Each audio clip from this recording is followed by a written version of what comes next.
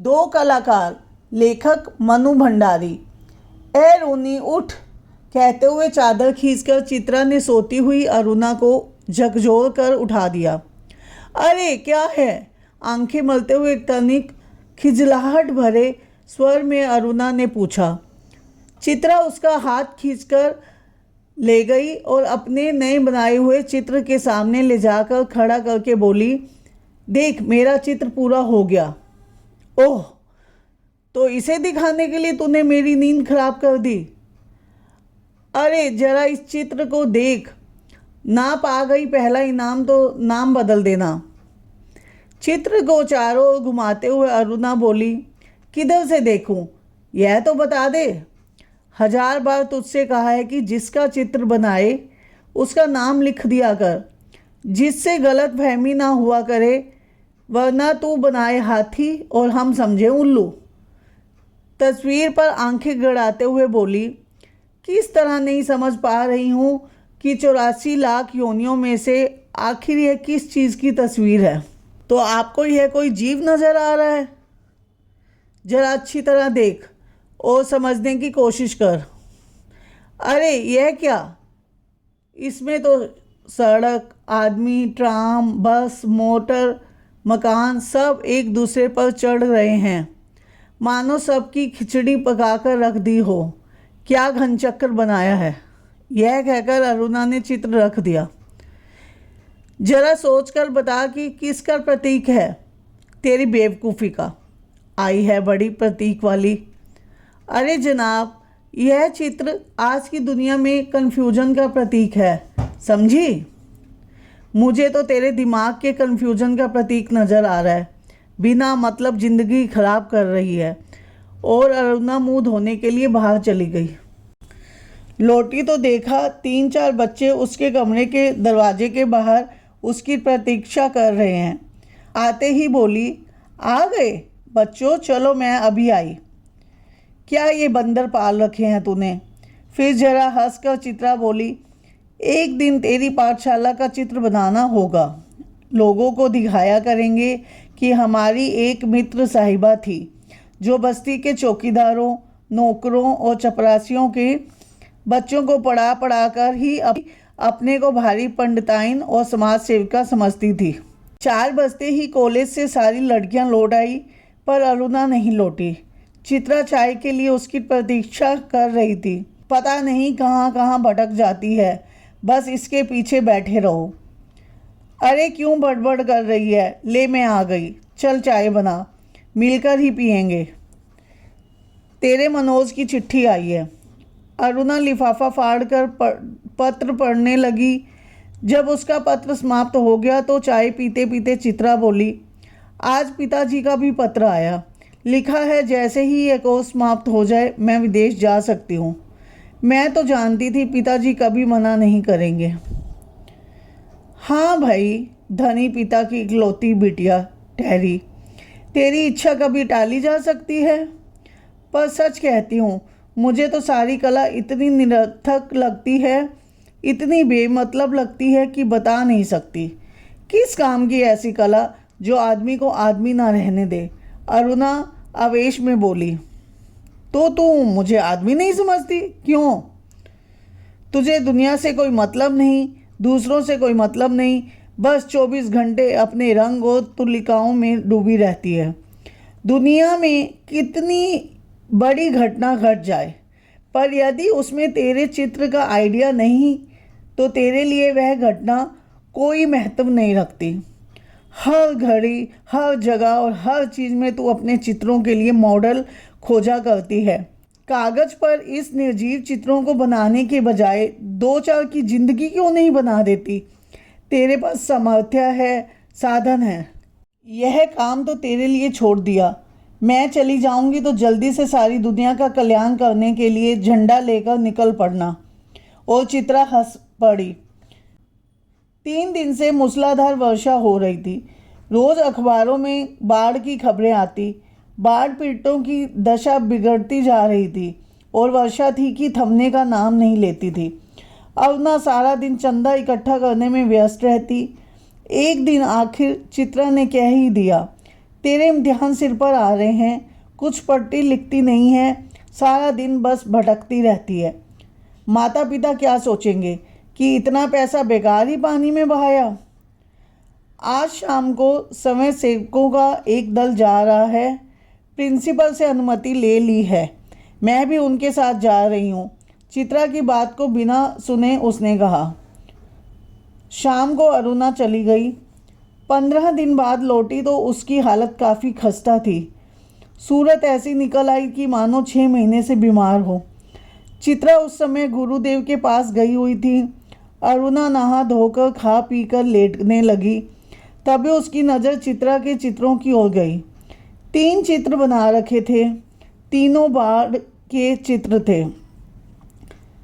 जो दृश्य वह अपनी आंखों से देख कर आ रही थी, वैसे ही दृश्य यहाँ भी अंकित थे। उसका मन जाने कैसा कैसा हो गया। शाम को चित्रा लौटी तो अरुणा को देखकर बड़ी प्रसन्न हुई। क्यों चित्रा, तेरा जाने का तय हो गया? हाँ, अगले बुध को मैं घर जाऊंगी। बस 1 सप्ताह बाद हिंदुस्तान की सीमा से बाहर पहुंच जाऊंगी। उल्लास उसके स्वर में छलका पड़ रहा था। सच कह रही हूँ, तू चली जाएगी चित्रा। 6 साल से साथ रहते रहते यह बात तो मैं भूल ही गई कि कभी अलग भी होना पड़ेगा। तू चली जाएगी तो मैं कैसे रहूँगी? उदासी भरे स्वर में अरुणा ने पूछा।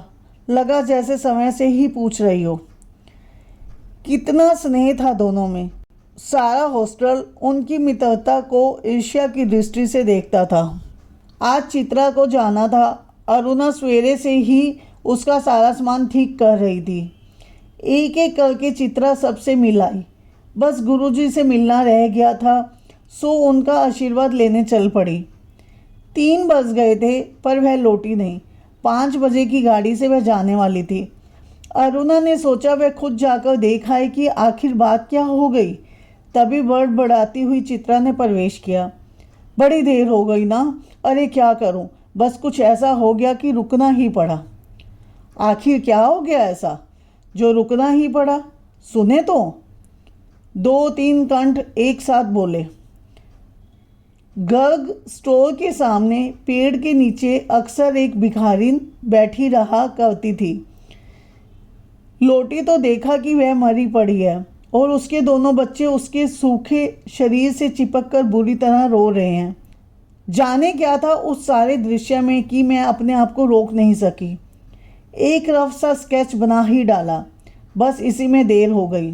4:30 बजे चित्रा हॉस्टल के फाटक पर आ गई, पर तब तक अरुणा का कहीं पता नहीं था। बहुत सारी लड़कियां उसे स्टेशन छोड़ने गई, पर चित्रा की आंखें बराबर अरुणा को ढूंढ रही थी। 5 भी बज गए, रेल भी चल पड़ी, पर अरुणा ना आई, सो ना आई। विदेश जाकर चित्रा तन मन से अपने काम में जुट गई। उसकी लगन ने उसकी कला को निखार दिया।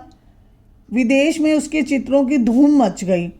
भिखारिन और 2 अनाथ बच्चों के उस चित्र की प्रशंसा में तो अखबारों के कॉलम भर गए। शोहरत के ऊंचे कगार पर बैठे चित्रा जैसे अपना पिछला सब कुछ भूल गई। पहले वर्ष तो अरुणा से पत्र व्यवहार बड़े नियमित रूप से चला, फिर कम होते होते एकदम बंद हो गया। पिछले 1 साल से तो उसे यह भी मालूम नहीं था कि वह कहाँ है।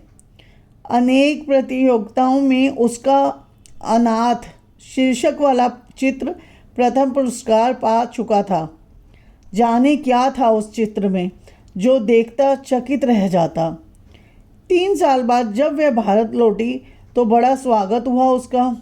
अखबारों में उसकी कला पर, उसके जीवन पर अनेक लेख छपे। पिता अपनी इकलौती बिटिया की इस सफलता पर बहुत प्रसन्न थे।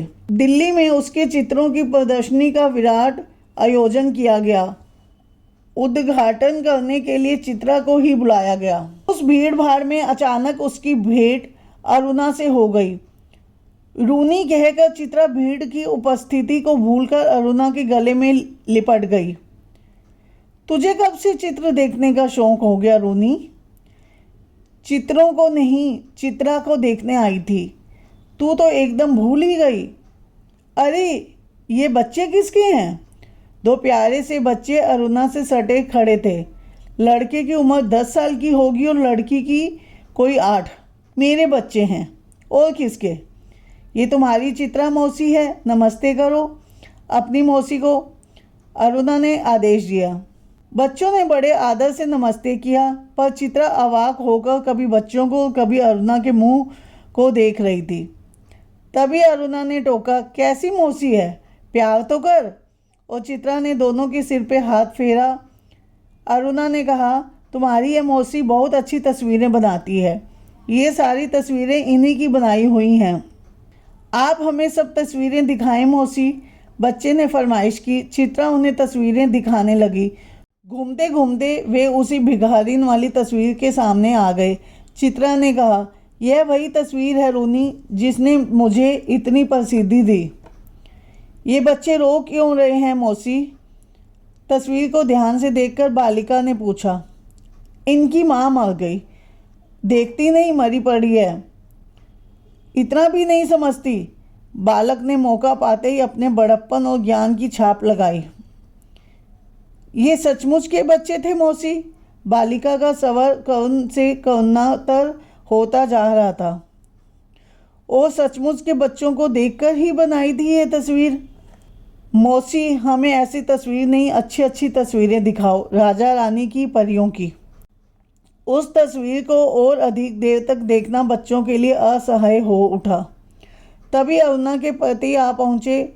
साधारण बातचीत के पश्चात अरुणा ने दोनों बच्चों को उनके हवाले करते हुए कहा, आप जरा बच्चों को प्रदर्शनी दिखाइए, मैं चित्रा को लेकर घर चलती हूँ।